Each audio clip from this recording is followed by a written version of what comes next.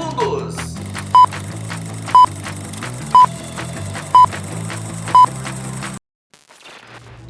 Firme e forte da Onda no Esporte. Hoje você vai saber tudo sobre a conquista dos nossos meninos do beach soccer.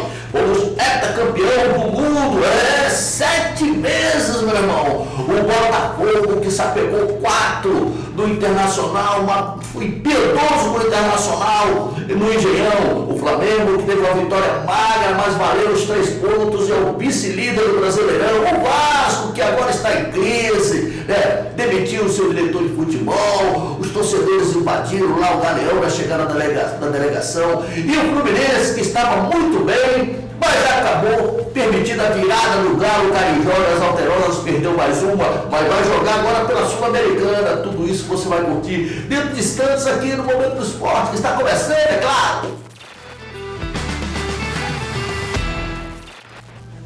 Um abraço do tamanho do Brasil para você, meu amigo, minha amiga, que me acompanha há mais de 18 anos aqui na Napa TV.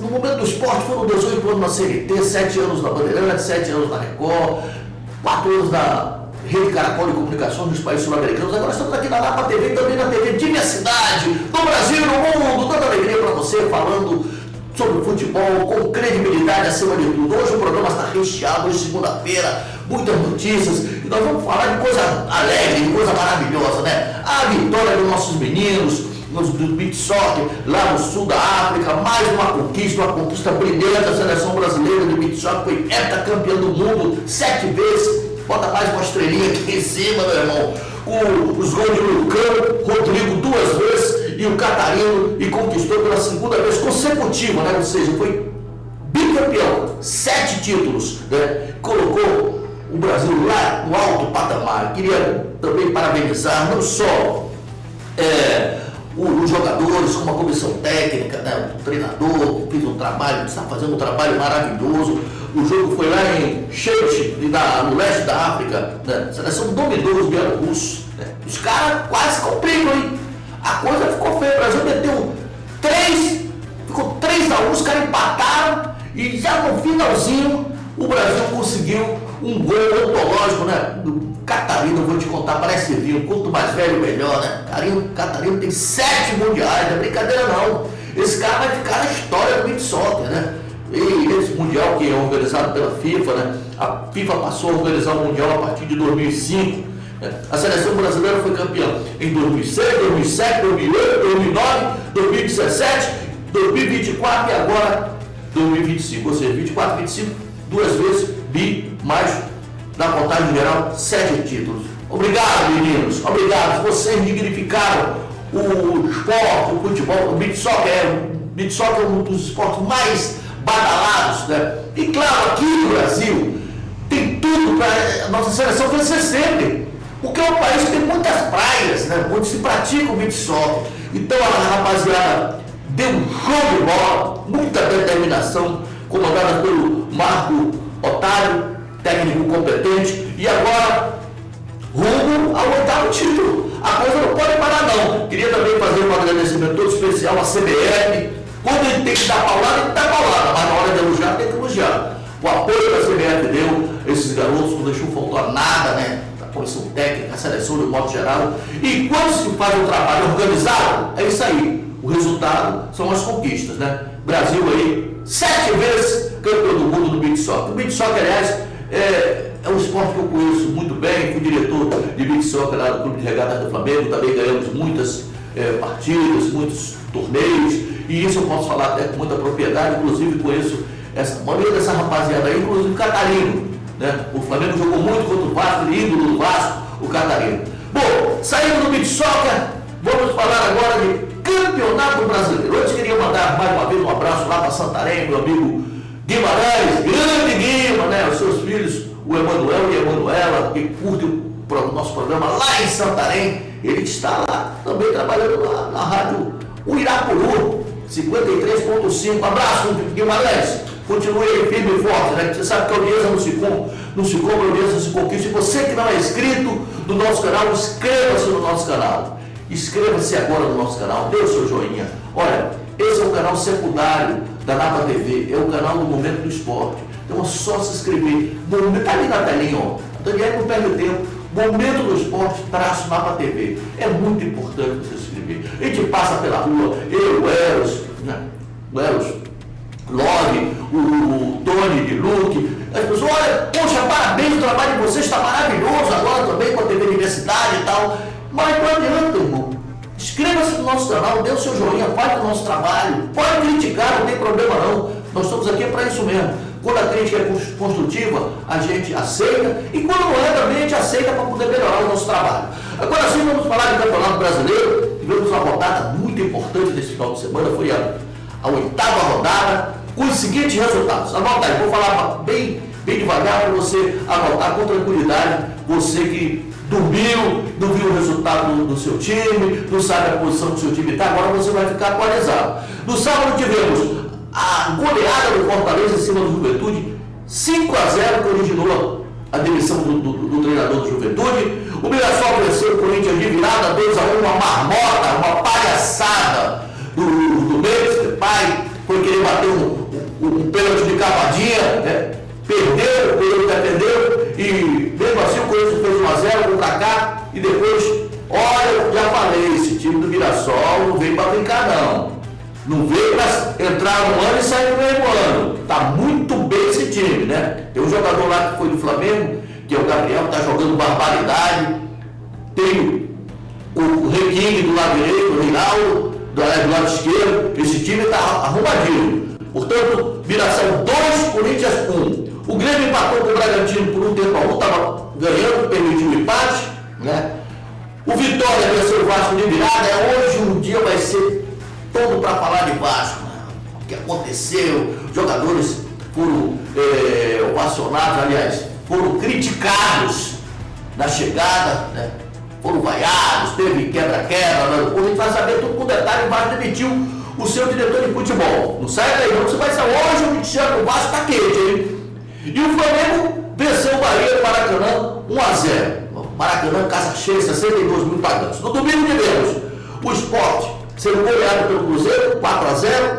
Palmeiras venceu o São Paulo no último minuto. Palmeiras, eu vou te contar uma coisa, tá fazendo aquilo certo. Sempre com o golzinho no final do jogo. 1-0, o gol do Victor Roque. O Atlético Mineiro venceu de virada o Fluminense, 3-2, lá na inauguração do gramado sintético na Arena MRV. O Botafogo fez o Internacional cair de 4 lá no Engenhão, 4-0, o Botafogo. E hoje nós teremos o Santos e o Ceará na Vila Belmiro às 20 horas. Portanto, por esses resultados, hoje a 8ª rodada será completada. Depois desses jogos, ficou assim a classificação. Primeiro, Palmeiras, 19 pontos. Segundo, Flamengo, 17. Terceiro, Bragantino. Olha o Bragantino aí, hein? Terceiro colocado com 17 pontos. Quarto, Cruzeiro, 16. Quinto, Fluminense, 13. Sexto, o Atlético Mineiro, 12. Sétimo, Bahia, também 12. Oitavo, Botafogo, 11. Nono, Ceará, 11. Décimo, Corinthians, 10. 11º, Fortaleza, também 10. 12º, Mirassol, também 10. 13º, Internacional, 9. 14º, Vitória, 9. 15º, Grêmio, 9. 16º, São Paulo, 9. Aí, a zona de rebaixamento. Primeiro, Vasco, é o 17º, com 7 pontos. Perigo. Vou ligar aqui o computador. Vou ligar o computador aqui, o nosso robô. Perigo. Atore Vasco. 18º, Juventude, 7. 19º, Santos, que tem 4 pontos, mas joga hoje. E na Inglaterra, lamentavelmente, o Sport subiu da 2ª divisão. E só tá. Trocou de treinador, mas não trocou de elenco. Não se pode mandar os 22 jogadores embora, é mais fácil mandar o treinador. Então, na estreia do novo técnico, o Antônio de Oliveira, o português, um fracasso. Tomou de 4 Cruzeiro. Hoje vem falarmos do clube do seu coração.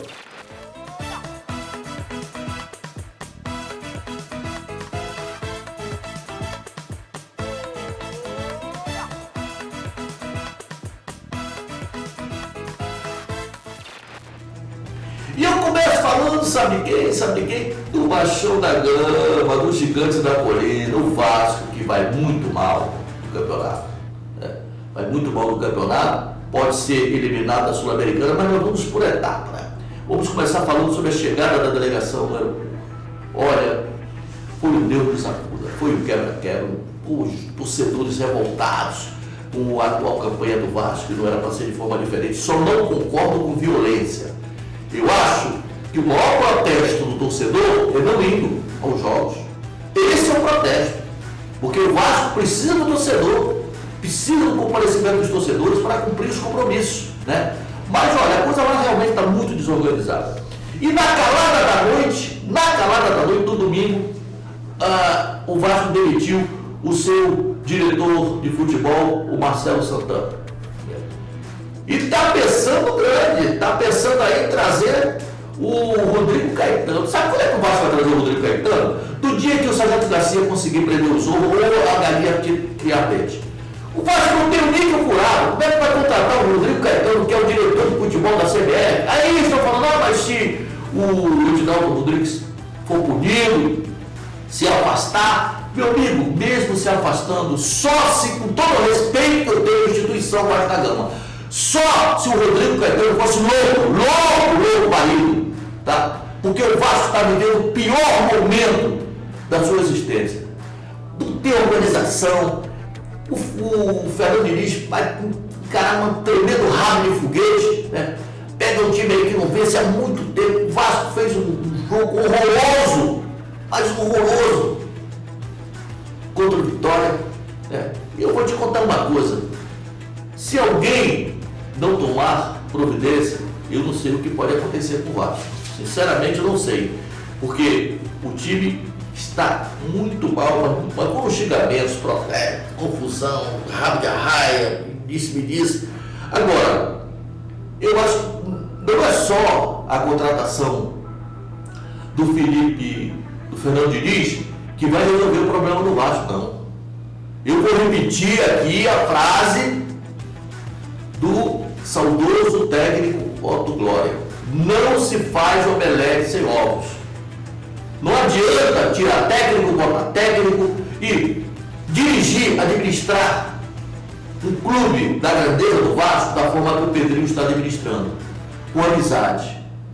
Olha, ele trouxe o Coutinho, a torcida foi a loucura. Coutinho, nosso rei, o reizinho. Coutinho não está fazendo absolutamente nada. Ele consegue fazer um primeiro tempo razoável e no segundo tempo fica acendendo e apagando. E fica o Verrete lá na frente, igual um maluco. Né? Mais uma vez, saiu na frente. Olha, o Vitória teve um jogador expulso. O Vasco jogou com 11 contra 10 um bom tempo e permitiu a virada. Com 2 gols do Renato Kaiser. Não sei que a defesa do Vasco é que os caras brincam, né? Esse menino, o Hugo, desaprendeu de jogar bola. A defesa batendo cabeça. Sinceramente, não dá para entender. Eu acho que o Fernando Diniz vai ter muito trabalho mesmo.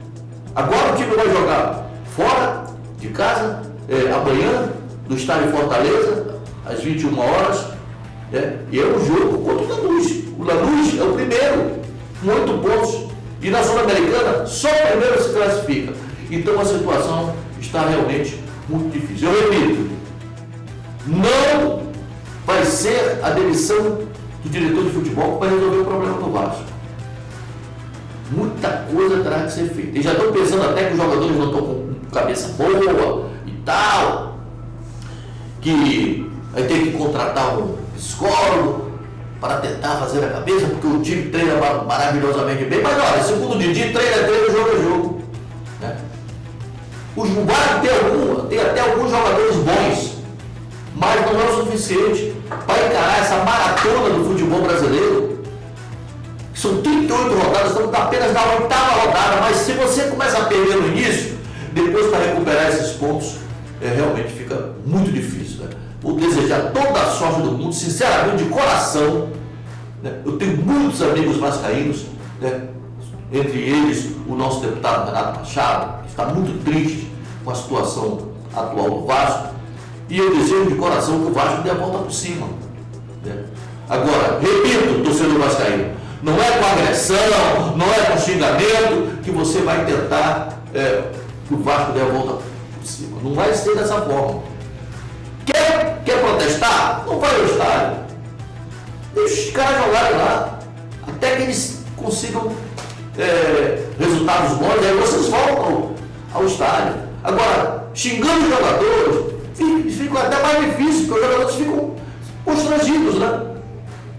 Vamos aguardar aí que já no treino de hoje, o Vasco já vai viajar para jogar a Sul-Americana contra o Lanús, amanhã, às 21 horas, que o Fernando Diniz consiga dar um jeito nesse time e que consiga um bom resultado. Nem o empate é bom para o Vasco, né? E se o Lanús ganhar esse jogo, bye tristeza, não precisa voltar. Saindo do Vasco, vamos falar do mais querido do Brasil, o clube de regata do Flamengo. O Flamengo que venceu o Bahia por 1-0. Olha, rapaz, o Flamengo começou aquele Flamengo que o torcedor gosta, marcando em cima, marcando com pressão, né? E, como sempre, conseguiu um golzinho do Arrascaeta, aliás, um gol muito bem trabalhado, a jogada do Michael pelo lado esquerdo, meteu mais um gol do Arrasca, e depois, no segundo tempo, o time deu uma caída. E eu quero aqui mandar um recado para você, torcedor flamenguista. Mais de 62 mil pessoas no Maracanã. Não adianta ficar criticando. E meus colegas também da mídia, o Flamengo não é só exibição, não. Tá, é melhor elenco sul-americano, mas olha, eu volto a repetir aqui, eu falei milhares de vezes. Futebol não é igual basquete, não é igual vôlei, futebol não tem resultado exato. Não adianta o time ser superior tecnicamente, mas tem um adversário do outro lado. Os caras analisam o time e vai fazer uma forma de segurar ali, não vai querer ir com tudo, porque sabe que o potencial do Flamengo é muito grande. E ó, o Flamengo não contou com o De La Cruz, o Flamengo teve 2 jogadores machucados no primeiro tempo, isso aí de certa forma quebra o esquema, o pensamento do treinador de arrumar o time, né? Aí 1-0, o Arrascaeta teve oportunidade de fazer 2-0, ele entrou sozinho na cara do goleiro, não fez. Aí você pega o Muricy, cansou de falar, a bola pune, meu irmão. A bola pune. O Arrascaeta perdeu aquele gol, segundo tempo, o Bahia começou a querer criar oportunidades e tal, mas prevaleceu a boa zaga do Flamengo, né? Não tem o que falar da zaga do Flamengo. O Felipe Luiz começou com o Varela do lado direito, o Alexandre do lado esquerdo, com os 2 Léos, né? O Léo Ortiz e o Léo Pereira, que no sábado jogou muito bem, né? A zaga do Flamengo ficou impecável. Segundo tempo ele teve que fazer as alterações, eu repito, né? O Alan estava bem no jogo, bem, sentiu a parte posterior. Depois outro jogador também sentiu o pulgar. Então, aí fica difícil, cara. Mata o plano do treinador, que entra em campo com um objetivo e depois tem que mudar, né? Mas, de certa forma, quase que o Flamengo assume a liderança, não fosse o golzinho Salvador lá do Palmeiras, no último minuto do jogo contra o São Paulo. O Palmeiras assumiu a liderança e o time do Flamengo ganhou com o Rossi no gol, Varela, Léo Ortiz, Léo Pereira e Alexandre, Pulgar depois Emerson Araújo, Ala depois Luiz Araújo, Arrascaeta e Gerson, Michael, depois Cebolinha, Bruno Henrique e depois o Alaciel.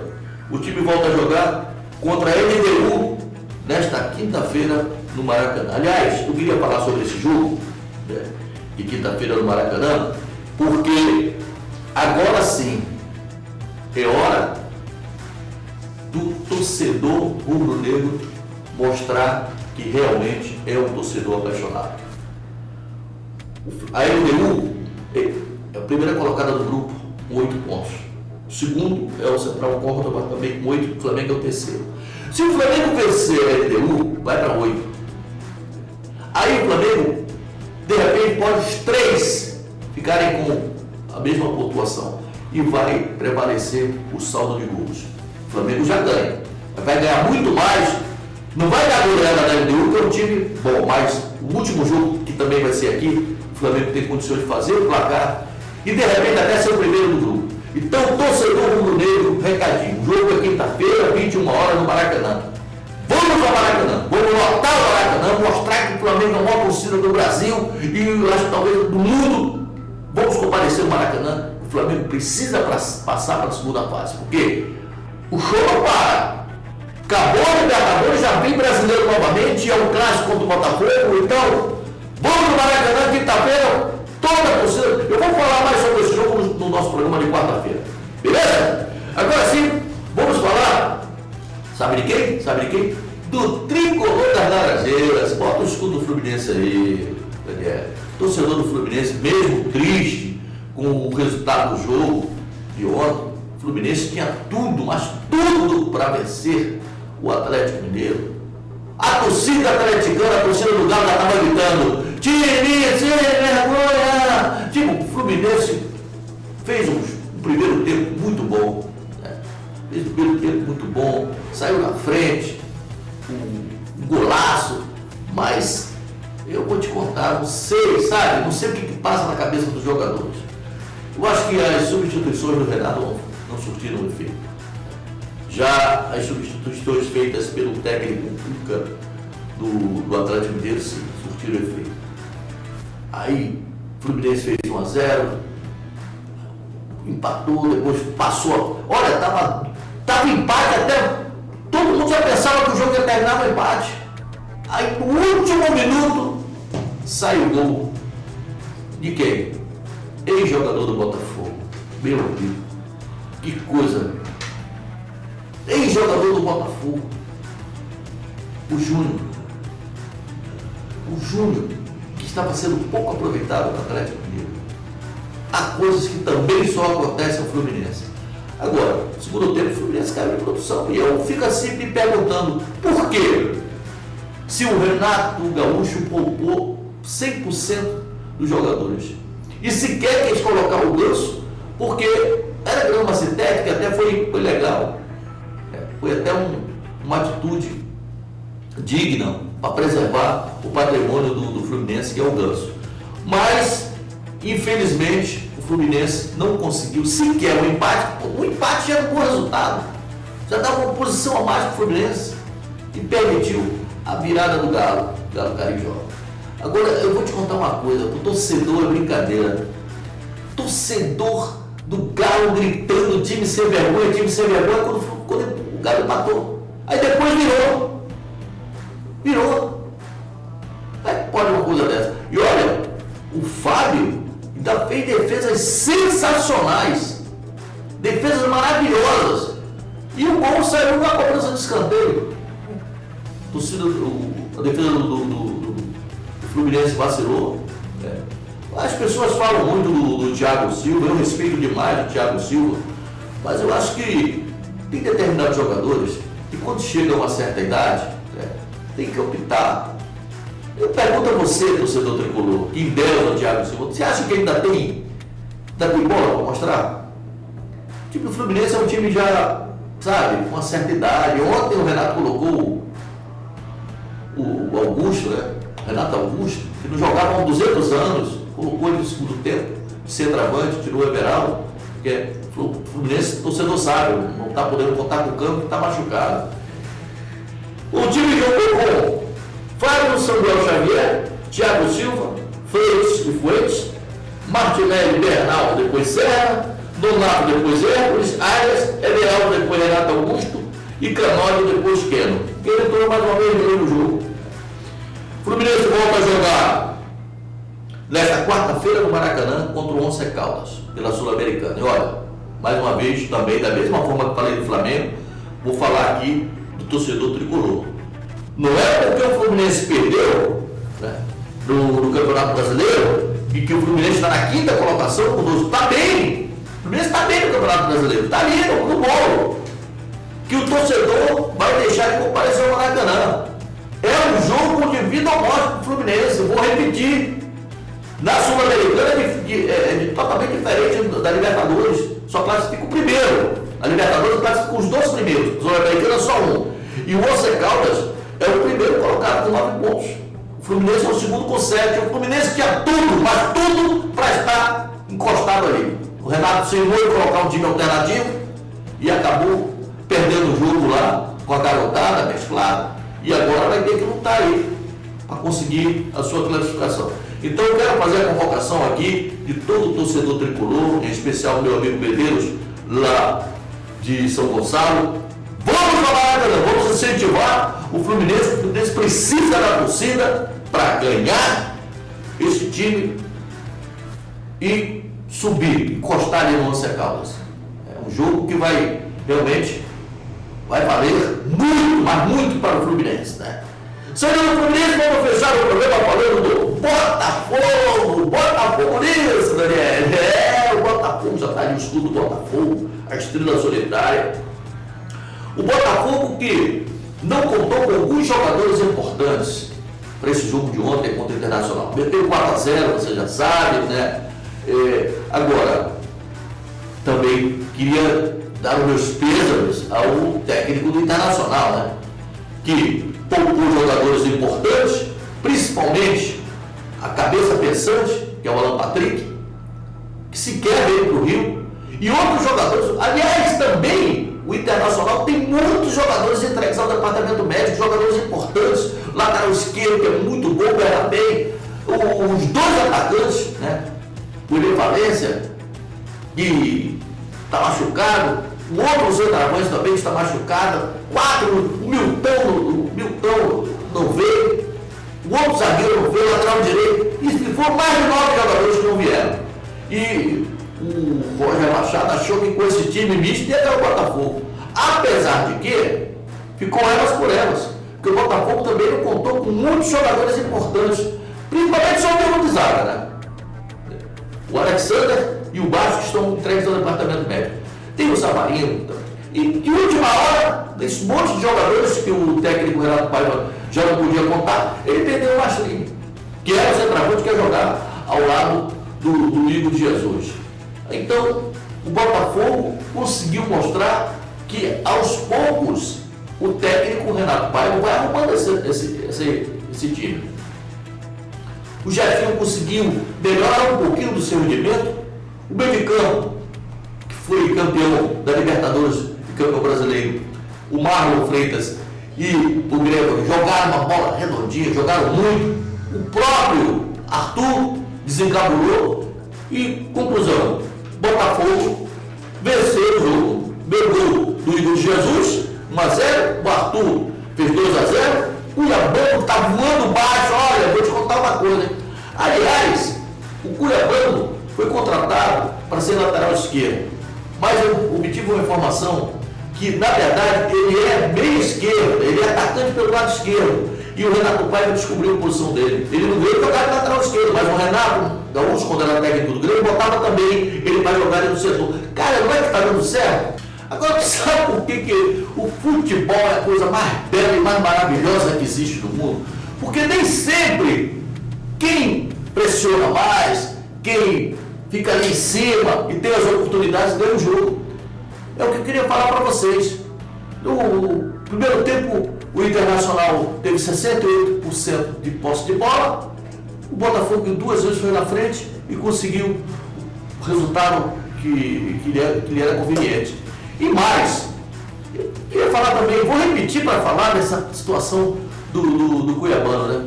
Cuiabano, que vem sendo o melhor jogador do Botafogo, foi improvisado ali, cara, do lado esquerdo ali, pô, tá voando baixo e tal.